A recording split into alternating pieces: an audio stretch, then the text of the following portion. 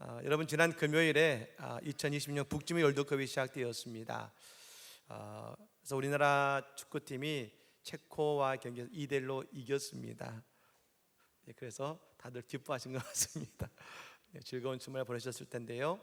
근데 이번 북중미에 참여한 퀴라소라는 나라의 축구팀이 있는데 그 축구팀이 보여준 예배 영상이 있어서 먼저 보여드리고 말씀을 시작하겠습니다. Anyone here with back problems, we come against that in Jesus' name. All my days, I've been held in your hands. From the moment that I wake up until I lay my head, oh, I will sing of the goodness of God. All my life you have been 네, 이 퀴라소라는 이 나라는 카리브해에 있는 조그만 섬나라입니다. 인구가 15만밖에 되지 않습니다만 이번에 최초로 축구 역사상 월드컵에 진출하게 된 것이죠. 근데 그 축구에 이 월드컵에 진출하게 되면서 그들이 이 경기에 참여하기 전에 가장 마지막한 것은 뭐냐면 하나님께 함께 모여 예배드리는 것이었습니다. 많은 사람들이 이 예배 장면을 보면서 은혜를 받고 그들의 그 예배의 모습에 또 도전도 받고 있습니다만 화려한 조명 아래 있는 경기장에 서기 전에 하나님께 먼저 모든 영광을 올려드리는 이 시간에 뜨거운 중보와 찬양과 감사는 많은 사람들에게 큰 은혜를 나누어 주게 된 것입니다. 여러분, 주일의 예배는 어떤 자리입니까? 먼저 나의 삶의 승리를 선포하는 자리가 주일의 예배의 자리인 줄로 믿습니다. 우리 허락하신 이 은혜의 시간들에 대해 감사하는 자리인 것입니다. 오늘 또 말입니다. 우리의 삶의 시간은 다 귀중합니다. 주님이 우리와 함께 하셔서 이 한 주도 우리의 능력 되어 주실 뿐 아니라 우리의 삶의 승리 되어 주시는 그 주님을 찬송하고 예배하는 우리 모두가 되시기를 우리 예수님으로 간절히 축복합니다. 아멘. 이주평 목사님께서 안신교회를 개척하시면서 그 비전을 선포하셨습니다. 한국 민족을 신자화하자. 이 비전에서 한신이라는 이름이 나와서 우리 교회 이름이 한신교회가 되었습니다. 이대 목사님이셨던 강영규 목사님께서는 생명을 살리는 교회라는 비전을 가지고 목회에 오셨습니다. 이제는 3대 담임 목사로서 취임하게 되면서 우리 교회의 그 비전을 결정했습니다. 그것은 뭐냐면 은혜의 생수가 흐르는 교회라는 말씀을 우리 교회 비전으로 삼고 그리고 담거든 사명 선언문을 우리가 만들었습니다. 감사함으로 예배하고 성령으로 하나 되어 땅끝까지 복음을 전하는 교회. 같이 한번 읽어볼까요? 감사함으로 예배하고 성령으로 하나 되어 땅끝까지 복음을 전하는 교회. 할렐루야. 네, 이런 교회 될 줄로 믿습니다. 네. 그래서 이제 오늘은 이제 비전에 대한 말씀을 나누고 다음 주부터 3주 동안 사명 선언에 대한 말씀을 가지고 여러분과 은혜를 나누도록 하겠습니다. 종교개혁자들이 카톨릭에서 분리되어 나와서 종교개혁을 해가면서 그들은 그들의 카톨릭이 잘못되어 있는 구원관과 신앙관, 성경관에 대해서 5가지의 이 기치를 가지고 새로운 변화와 개혁을 시도했습니다. 그것을 Five Solas라고 해서 오직에 대한 5가지의 신앙의 관을 내세웠습니다. 오직 말씀으로, 오직 그리스도로, 오직 은혜로, 그리고 오직 믿음으로, 오직 하나님께 영광.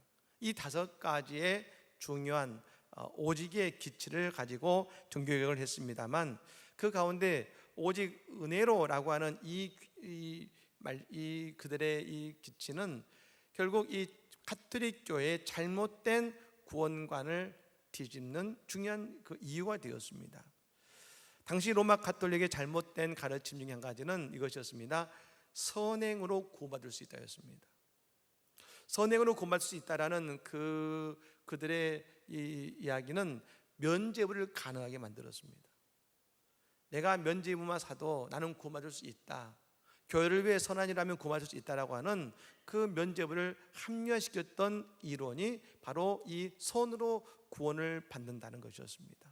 여러분, 우리는 믿음으로 구원받고 하나님의 은혜로 구원받는 줄로 믿습니다.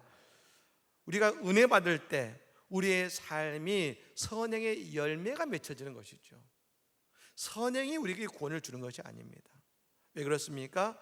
예수 그리스도의 지극한 사랑과 은혜를 깨달은 사람은 오늘 내 삶에서 그 주님 앞에 부끄럽지 않도록 선한 자의 삶을 살아가게 되어 있다는 것입니다.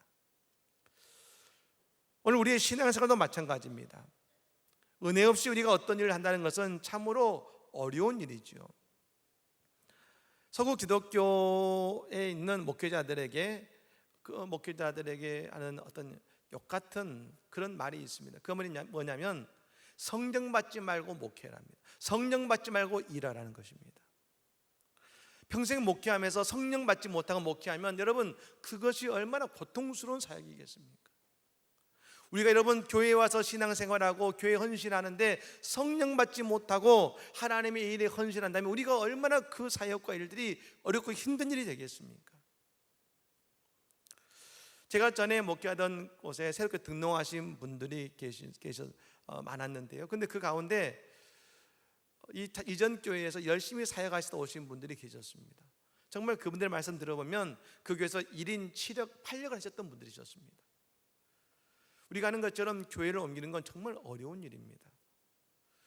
흔히 막자들이 수평이동이 문제다 여러 가지 말하지만 그러나 교회를 옮기는 경험을 해본 분들은 아실 겁니다. 그건 정말로 어려운 일입니다. 내가 몸담고 섬기던 교회를 옮기는 것은 정말로 힘든 일이죠. 그런데 그렇게 섬기던 분들이 교회를 옮기셨을 때 그 마음속에 힘듦이 있었을 것입니다. 그런데 그 말씀을 듣고 제가 늘 드리는 한 가지의 말이 있었습니다. 성도님, 먼저 사역하려고 하지 마십시오. 먼저 교회에서 은혜 받으시기 바랍니다. 예배를 통해서 은혜 충만히 받으시기 바랍니다. 그게 먼저 할 일입니다. 교회를 위해 열심히 충성했지만 어느 순간 은혜 없이 그 일을 하다 보면 우리가 힘들고 어려워진 건 아니겠습니까? 먼저 은혜 받으십시오. 여러분, 그리스도교는 먼저 은혜 받는 자가 되어야 될 줄로 믿습니다. 그러면 언제 우리가 은혜 충만합니까? 은혜 충만함은 성령이 충만할 때 은혜 충만할 줄로 믿습니다. 오늘 예수님께서 그 말씀을 하고 계시는데요, 37절의 말씀 읽어볼까요? 명절 곧 끝날에 예수께서 서서 외쳐 가라사대 누구든지 목마르거든 내게로 와서 마시라. 아멘. 명절 끝날 곧 끝날이라고 했습니다. 이 명절은 초막절, 장막절이라 부르는 유대의 큰 명절입니다만 7일 동안을 그 명절을 지키고 8일째 되는 날, 이 날이 그들에게 중요한데 그 제사장들은 8일째가 되면 크다란 금 항아리를 들고 실로암 연못에 옵니다. 그리고 실로암 연못에 있는 물을 길러서 제사장이 올라갈 때에 그때 순례자들은 모두 그 띠를 따르면서 종려나무 가지로 바닥을 치고 그리고 흔들며 찬송을 하면서 시편을 찬송하면서 그들을 따르게 됩니다. 그리고 그 제사장들이 제단에 가서 그 제단을 7번 돈 다음에 그 제단 위에 물을 붓습니다. 그러면서 이사야 12장 3절 말씀을 노래합니다. 12장 3절 말씀을 같이 한번 읽겠습니다. 그러므로 너희가 기쁨으로 구원의 우물들에서 물을 기르리로다. 아멘. 예, 광야에서 초막절은 광야를 기억하는 절기입니다. 광야에서 물은 생명이고 물은 구원을 의미하는 것입니다. 이제 광야 같은 세상 속에서 하나님께서는 구원의 우물에서 물을 얻게 하심으로 그 백성을 축복하시고 인도하신다는 그 고백이 그 물을 하나님의 제단의 부음을 통해서 모든 백성에게 보여주고 알게 하고 의식인 것입니다. 여러분, 물이 있으니 목마르지 않는 것이며 물이 있는 곳에는 생명이 있는 것입니다. 그렇게 해서 그들은 기쁨의 전체를 버리고 있는데 예수님께서 뭐라고 하셨습니까? 갑자기 일어나셔서 말씀하십니다. 누구든지 목마르거든 내게 나와서 마시라고 하십니다. 따라 볼까요? 누구든지 목마르거든 내게로 와서 마시라. 할렐루야. 이게 듣는 데는 얼마나 충격적인 말인지 모릅니다. 모두가 실로암 연못의 물을 재단에 붓고 기쁘고 찬송하고 있는데 예수님은 오히려 말씀하셨습니다. 누구든지 목마르거든 내게로 와서 마시라. 이게 뭘 말씀하십니까? 지금 이스라엘 백성들이 초막절을 지내고 그곳에서 모여서 말입니다, 광야에서 그들의 조상들에게 임했던 반석에서의 샘이 넘치는 은혜가 있다는 것을 알고는 있지만 현재 그들의 인생도 그들의 심령에는 반석에서 흘러나오는 샘이 없다는 겁니다. 생수가 없다는 것입니다. 그러니 예수님 말씀하십니다. 그곳에 모인 모든 이스라엘 백성들에게 말씀하십니다. 너희는 모두 다 목마른 인생이야.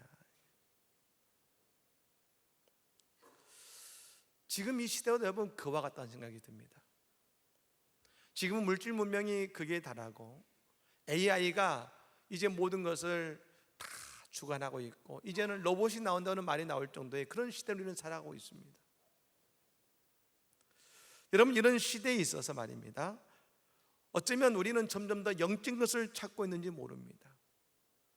그것이 통계적으로 나와 있는 한 가지가 있습니다.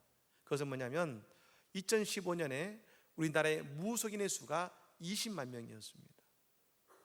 2025년 10년이 지난 통계에 의하면 80만 명이 되었습니다. 4배가 늘었습니다. 무속인이.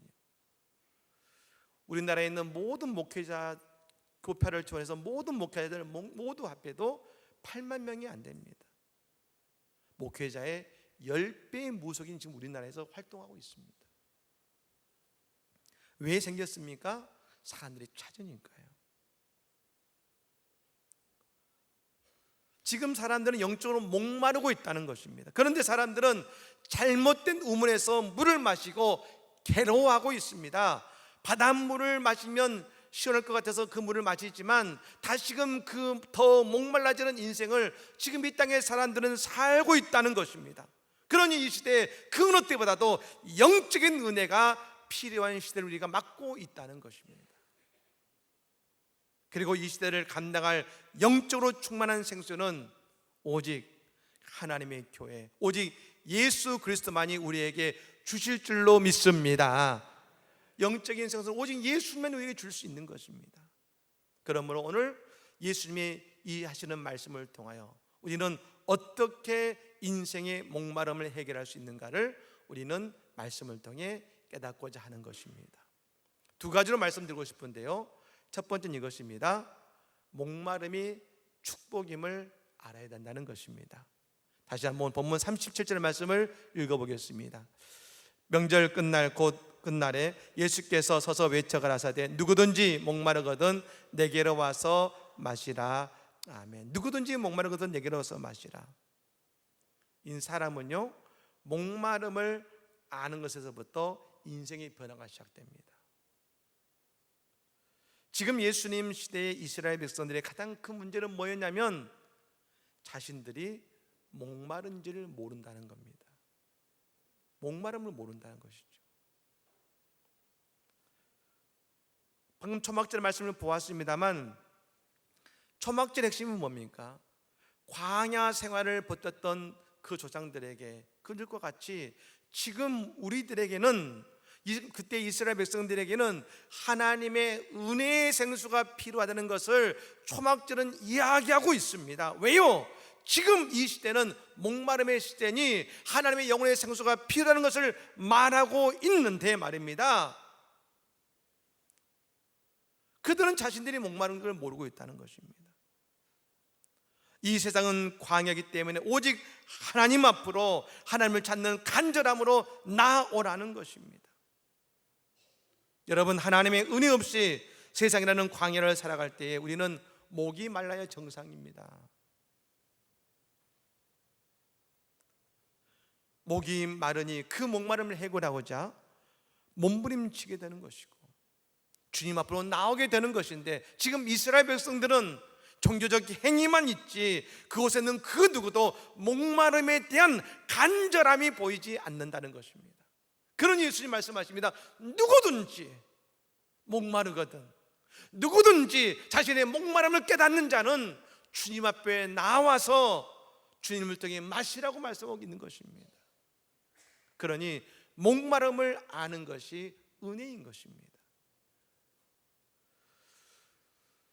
사막의 마라톤이 있습니다. 수백 킬로를 사막을 달리는 그런 마라톤인데요, 뭐 사하라 사막 마라톤 이런 마라톤들이 있습니다만 몇 날 며칠을 달려야 됩니다. 근데 그 사막 마라톤 초보자들 가운데 가끔 안타깝게 탈수 때문에 안타깝게 죽는 사람들이 가끔 발생한다고 합니다. 그래서 너무 안타까워서 그 탈수 때문에 죽었기 때문에 그 수통의 물통을 열어보면 놀라운 것은 물이 가득 차 있다는 것입니다. 근데 왜 그런 일이 벌어졌냐면 사막은 땀이 나도 빨리 땀이 증발합니다. 그러니 땀이 증발하면 자신이 스스로 탈수 상태라는 것을 인지하지 못한다는 겁니다. 근데 계속 땀은 나고 땀은 증발하고 탈수가 되지 않습니까? 결국 그러다가 몸에 너무 많은 물이 빼앗겨 버리면 그 자리에서 쓰러지게 되는 것입니다. 왜 그런 결과를 가져옵니까? 내가 목마른지 몰라서요. 그래서 사막 마라톤은 반드시 한 가지 원칙이 있다고 합니다. 반드시 정해진 시간에는 꼭 물을 마셔야 되는 것입니다. 내가 목마르지 않아도 물을 마셔야만이 그 사막 마라톤을 무사하게 마칠 수가 있는 것입니다. 오늘 여러분, 우리가 이 시간 예배하는 우리들과 세상의 사람들과의 가장 큰 차이가 뭔지 아십니까? 그것은 우리는 목마름을 가지고 주 앞에 나왔다는 것입니다. 가끔 어떤 권사님들이 말씀하시는데요, 남편분이 교회에 차를 태워주시는 겁니다. 교회 앞까지 오시는데 교회는 안 들어오시고 권사님은 들어오시고 남편분은 차 타고 다시 가시는 겁니다. 교회 앞까지 오셨습니다. 그런데 교회 앞에서 교회로 들어오느냐 아니면 그대로 나아가느냐의 그 결정적 차이는 뭐냐면 나의 인생의 목마름이 있느냐의 차이인 것입니다. 운전하고 오신 분도 내 인생의 목마름, 내 인생의 영적인 갈증과 괴로움을 느끼신다면 교회 안으로 오시지 않겠습니까? 우리가 예배하는 이유는 영혼의 목마름을 느끼기 때문에 그런 것입니다. 그럼 우리는 이 자리를 사모하는 것이고 예배의 자리에서 만나주시는 예수님의 손길을 우리는 간절히 필요로 하는 것입니다. 여러분, 이 시간 우리에게 주어지는 영생하는 생수가 예수를 통하여 우리 모두에게 임하게 될 줄로 믿습니다. 예수님 앞에 나왔으니 주님이 우리에게 영생의 생수를 주셔서 우리의 가라앉은 마음에 하나님이 주시는 은혜의 생수를 주실 줄로 믿습니다. 두 번째로, 예수님만이 우리의 목마름을 해결하실 수 있다는 겁니다. 38절입니다. 같이 읽겠습니다. 38절, 나를 믿는 자는 성령의 이름과 같이 그 배에서 생수의 강이 흘러나리라 하시니 아멘. 우리가 예수를 믿고 예수 앞에 나오게 되면 우리의 영혼의 배에 말입니다, 생수의 강이 흐를 줄로 믿습니다.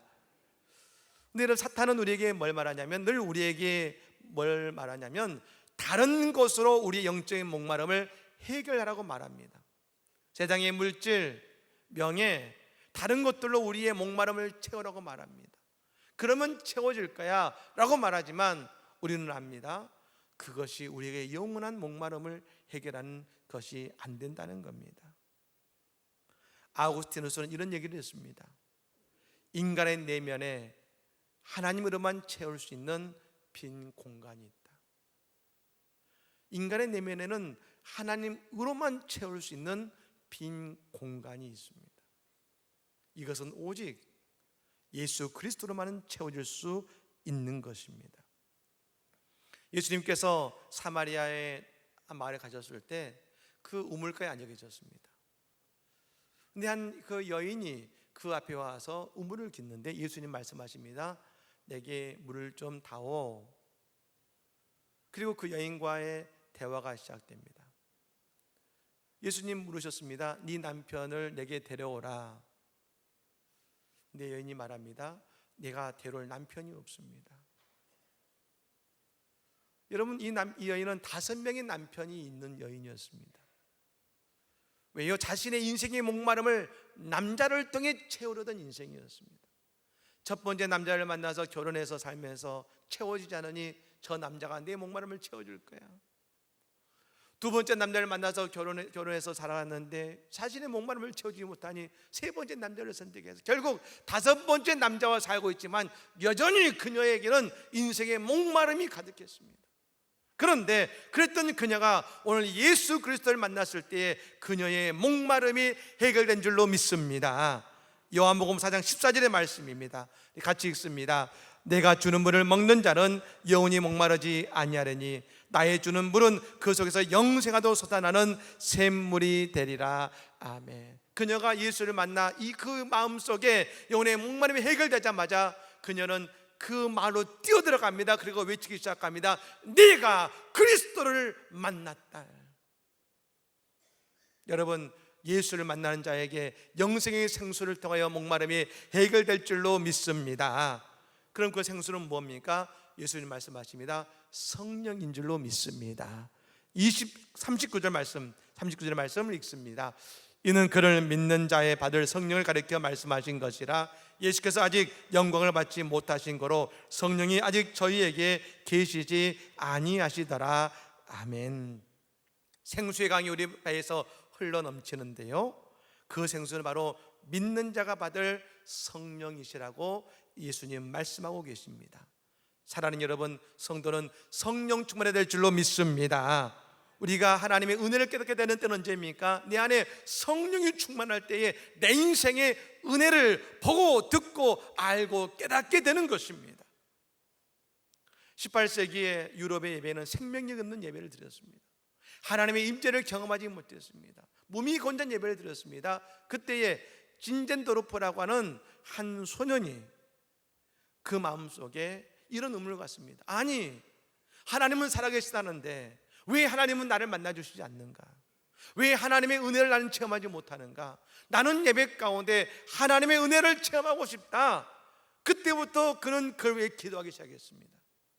그리고 그가 27살이 되던 때에 예배 속에 성령의 능력을 체험할 뿐 아니라 살아계신 하나님을 그는 만나게 된 것입니다. 그 놀라운 체험을 통해 그가 뭘 만드냐면 모라비안 교를 만듭니다. 여러분, 모라비안 교는 이 그리스도교의 하나의 여러분 교단입니다만 그것을 통해 기도와 말씀으로 늘 성령 충만한 그 모임을 갖기 시작합니다. 요한 웨슬리 목사님이 미국에 선교를 가셨다가 실패하시고 다시금 영국으로 돌아가는 배편에 타고 계셨습니다. 그런데 그 배가 큰 폭풍을 만나서 그 배가 난파하고 파산할 것 같습니다. 그 죽음의 위기에 있었을 때 요한 웨슬리 목사님은 두려움에 떨고 있는데 그때 놀라운 소리를 듣습니다. 어디선가 모두 다 죽겠다고 있는데 찬양의 소리가 들리는 겁니다. 도대체 누가 이 시간에 찬양할 수 있는가? 라고 가봤더니 모라비안 교들이 함께 모여 손을 잡고 그들이 기쁨으로 하나님을 찬양하고 있는 것입니다. 요한 웨슬리 목사님이 충격을 받았습니다. 어떻게 이 상황 속에서 기쁨으로 하나님을 찬양할 수 있는가? 이게 왜 가능했을까요? 모라비안 교도의 그 심령 속에는 생수의 강, 성령의 강이 흘러넘치기 때문에 그들은 하나님께 예배하고 찬양할 수 있었음을 믿으시기를 바랍니다. 여러분, 에스겔 선지자가 남왕국 유다의 멸망을 선포합니다. 그들은 에스겔 선지자는 남왕국 유다의 멸망을 직접 본 사람입니다. 그런데 그가 에스겔서를 예언을 하면서 마지막에 47장의 말씀에 하나님이 그에게 보게 하신 위대한 환상이 나옵니다. 41장 1절의 말씀에 그가 나를 데리고 전 문에 이르시니 전에 전면이 동을 향하였는데 그 문지방 밑에서 물이 나와서 동으로 흐르다가 전 우편 제단 남편으로 흘러내리더라. 아멘. 뭐라고 합니까? 문지방 밑에서 물이 나와서 흘러나오는 물이, 그리고 47장의 말씀에 모두 나옵니다.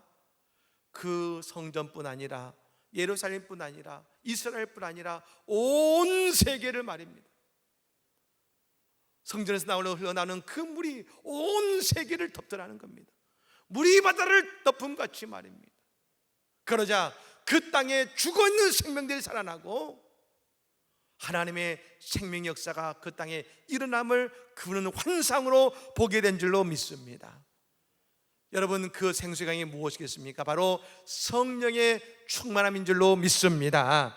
우리 한신교는 이제 은혜의 생수가 흐르는 교회가 될 것입니다.